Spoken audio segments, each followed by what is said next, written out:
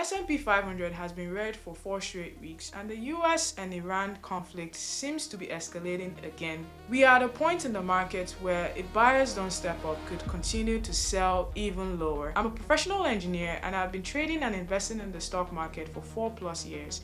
And in this video, I'm going to be going over the stocks that I'm watching, how I'm going to be trading them and managing risk, and the key economic events you need to pay attention to coming into this week so that you can close out the month of June on a high note and get prepared for July. Let's look at the economic calendar. So on June 29th, Monday, we do not have any key economic reports, but on June 30th at 10 a.m., this is when we tend to see trend reversals in the market as well. We have consumer confidence and job openings at 10 a.m. Eastern Time. It's yellow folder because it's not as impactful as the red folder economic reports. On Wednesday, July 1st, we have the non-farm employment exchange dropping at 8:15 Eastern Time, and at 9 a.m. Eastern Time, just 30 minutes before the market opens on the first day of July, first day of the quarter, the new Fed chair, well, he's the Fed chairman now, Wash, is speaking. It's red folder, meaning make sure you're in tune, you're seeing how the market is reacting to what he's saying, because at 9:30 that day, there'll probably be volatility at market open or even before. So pay attention to this, don't miss it. Also means if you're trading stocks, options, do not hold anything overnight because you don't know how the market will react to how he speaks or what he says. On at 10 a.m. you have ISM manufacturing PMI. It's an inflation data that the market cares about. So that's key red folder news happening back to back. So Wednesday, July 1st, important day to pay attention to.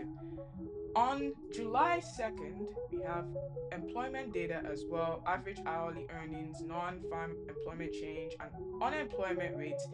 The Fed chair pays attention to this red folder reports, and it's going to be coming out just before market opens at 8:30 a.m. Eastern Time. So that's what you want to pay attention to on Thursday. And on Friday, the market is closed, so there's no need showing up to trade. It's a 4-day trading week. It's short, so be careful. The market might be volatile.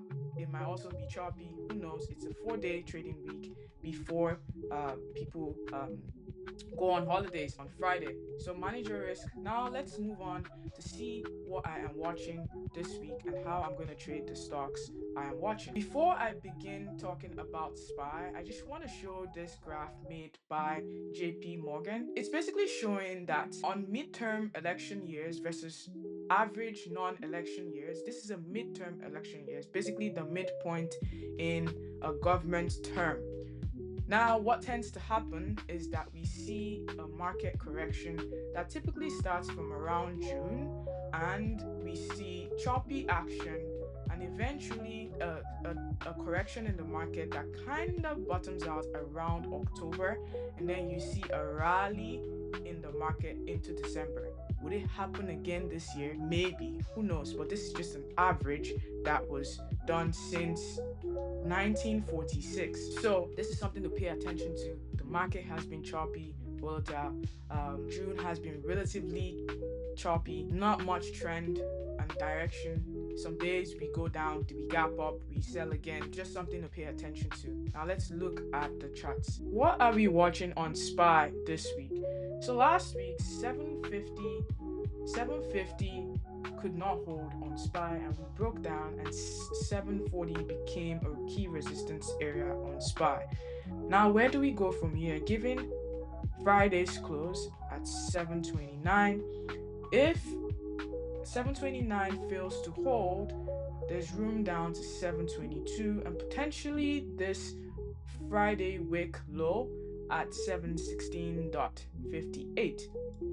And below 716.58 there's support at 714.91, and if 714.91 fails, 712 would potentially come next. That would be really tough for the market. But if we're finally able to get above Friday's high, which is 736.53, and get above 740, there is room to fill these gaps at 741 and then 744.37 and 746.51 will come next if 744.37 is able to hold. Now, we are at a critical point. We need to be patient. We need to make sure key levels are holding, because what's happening these days is that you will see a short-term uptrend on the lower time frame, such as the 1 minute, 5 minutes, 15 minute even, and you think that okay, the trend is going to continue higher, but we are only just we're only just going into resistance levels on the higher time frames.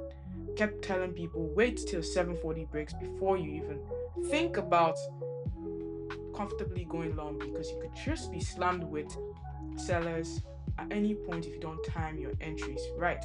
And on Friday, 736 hit and sellers came in and pushed price lower, below even the opening print. So be careful.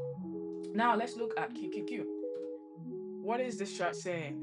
Same thing.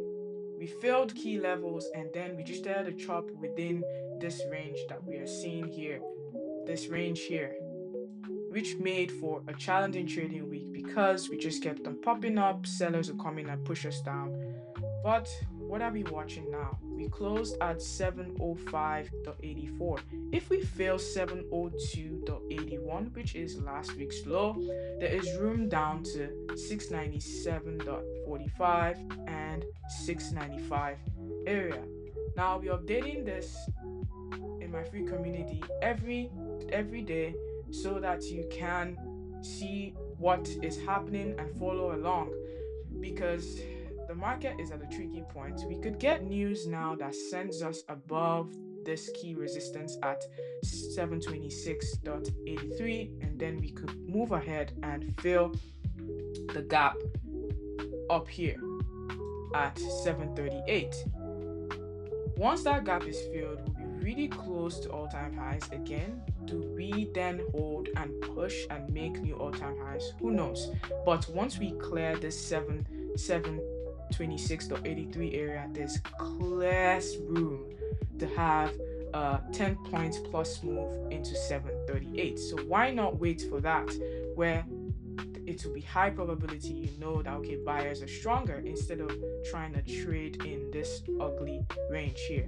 Now if we break lower and fail 702, then yeah, there's a trade down into the support levels. Next name on the list is Tesla. Tesla. I said this last week, be careful. As long as we're below this 200-day moving average, Tesla would be a nightmare to trade. And if you listened, you did not pay attention to the short-term uptrends that we were having, and you were able to play the downside, which provided way more value, because the trend so far right now is down. Now, Tesla was able to find support on Friday, and it had relative strength for most of the day, but then it met resistance at 378.80 and it closed at 379.19.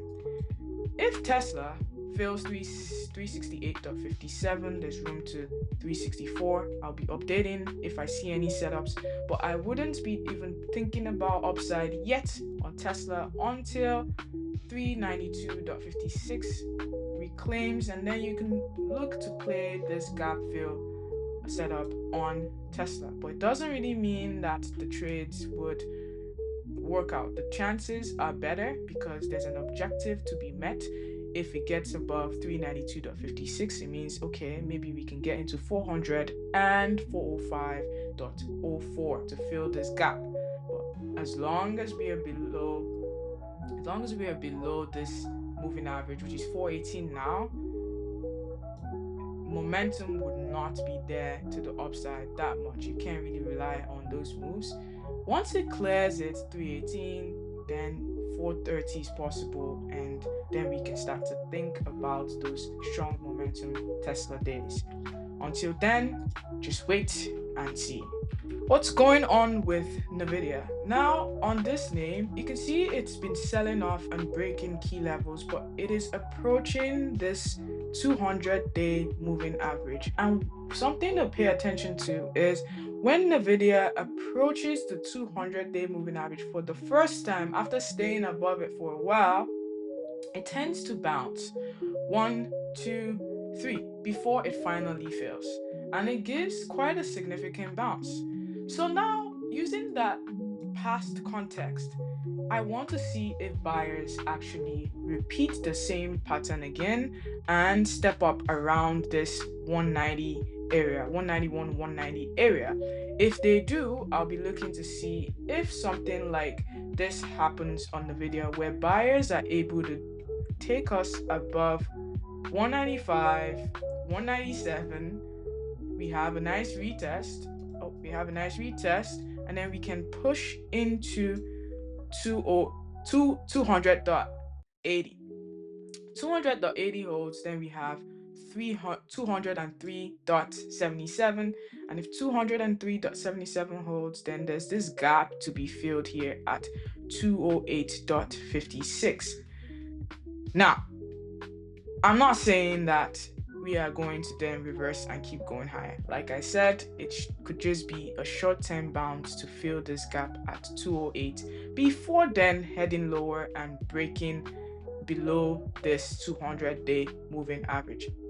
If it doesn't happen, buyers don't step up, then we could head lower, and if in that case, I would update those in my free community as to what's going to potentially happen next on this name.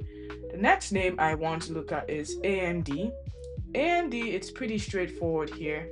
Wait for 502.61 to fill. If it does, there is room to fill this gap at 488.21. If that gap level fills 488.21, there's room down to 458.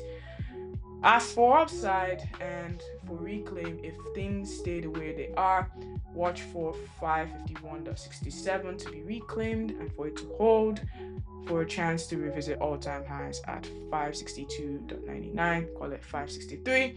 And then if that level holds, then it goes into price discovery mode and potentially trades into the 590s. Now, next name is Intel, INTC. This name was strong in the past couple weeks, but we're starting to see a little bit of weakness. If 125.41 fails, we get a nice retest of that level. There's a gap to be filled at 121.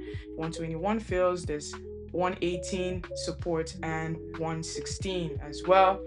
Let's see what happens. I'll be updating if I see any setups.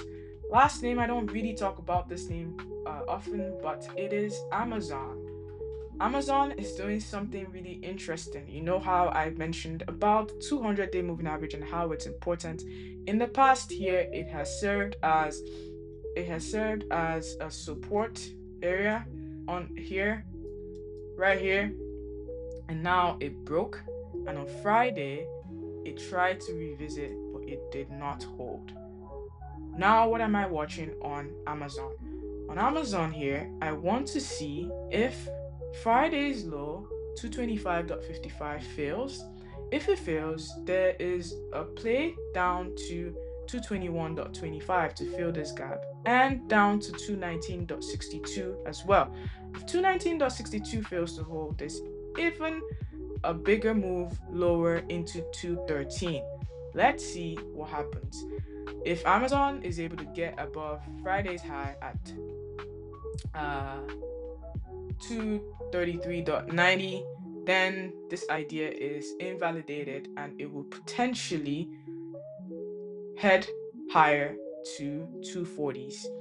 Now, I feel like this is a high probability setup because what Amazon did was basically fill the gap that it had here, and then it had sort of a wick close. Now, I don't want to trade Amazon if it just spends time chopping around and spending time here and just basing and chopping. Then this move would be a no-go. So that's it for this week's outlook. Thank you so much for watching. I'll see you next week for a brand new video.